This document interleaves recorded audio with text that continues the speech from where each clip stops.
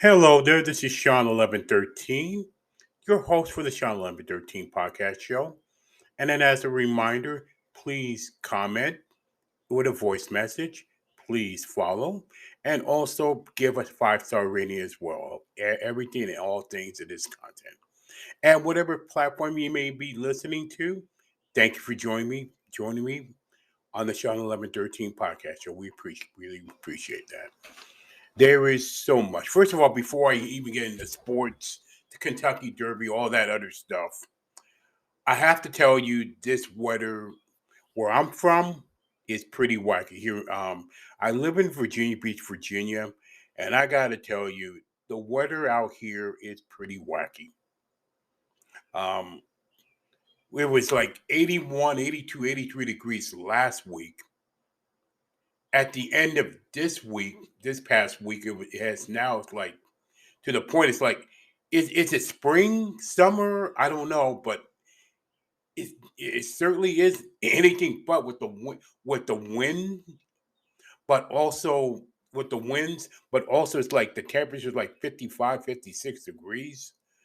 Oh, it feels like winter than spring or summer. I can tell you that right now where I live at.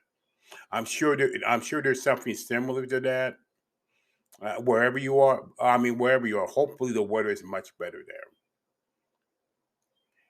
Now let's talk about sports. We got ongoing things here. The NHL playoffs, the Stanley Cup playoffs, a lot of those games are, as of this time, like one batch of games are all those series tied at two apiece. There's another batch of series this week, like 2-1 or 1-2, or I think Colorado, although in my opinion, Colorado will pretty much sweep Nashville at this point, the way things are going on that. Very excited about that series. And it's what I mean. NHL hockey, the playoffs, very intense, incredibly intense. And speaking of intensity, the NBA playoffs have been pretty enjoyable to watch, especially that Boston Milwaukee series. I mean, not that any Boston Milwaukee series, my Miami Heat against Philadelphia tied at two games apiece now. I'm just having fun watching it again for the first time, and no more this and that. You know what I'm saying? But that's ongoing. Um, Remind yourself, if you're an NFL football fan, that the NFL schedule is coming out on May 12th. We'll be talking about that next week to see what it really means. But the NFL schedule is coming up May 12th. And but even before then, I gotta tell you, the AFC is loaded. It's ridiculously loaded. Also, the NFC. I don't. It's going to be look, regardless of what happens, it will be one of the more interesting seasons that I'm looking forward to, and college football as well. As well, let's don't forget college football when that starts. But that's upcoming. Now let's talk about. Oh, by the way, before I even forget about that, the Canelo Bivol fight. Oof, Bivol just dominated Canelo. I don't know what else to say about that fight. Then the UFC fight, Olivia got stripped of his title, but he and won it, and then knocked the other guy out of the first round. I mean, there's so much sports going on. It's not even. And the nice thing about it that crowds are coming back, are already back, and it's making it much more and enhancing the sport that you're watching so much better at this point. So enjoy, and the Premier League, Liverpool. Like I said again, Man City and Liverpool going for the title. I can't wait for the. I can't wait 2 weeks from now, May 22nd. We don't know what's going to happen with the Premier League. It's going to come down to the last kick. I can tell you that. And hoping Man City will win. And I wouldn't be the least bit surprised if Liverpool won. Yes. Now let's go to the Kentucky Derby, the surprise of the week. I mean, I was watching it at my I was watching at my computer screen to watch the race. Epicenter is Zandon was going 20 horse races. The way Rich Strike, I mean, jockey Sandy Leon.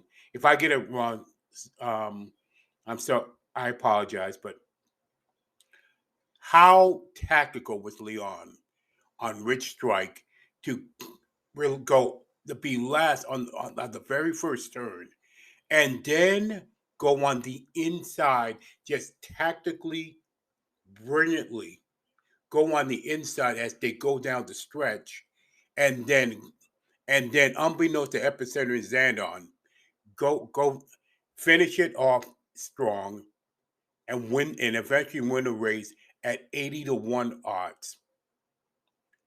I'm still flabbergasted. I mean, I'm still actually flabbergasted of what just happened. I was like, what in the world just happened here? Oh my goodness. I'm still flabbergasted by that.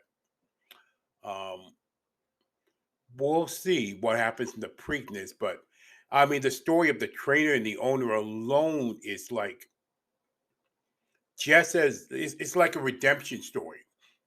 Basically, a redemption story from a tragedy that happened in 16 to a redemption story for 30 buying Rich Strike for $30,000 and now pays off dividends.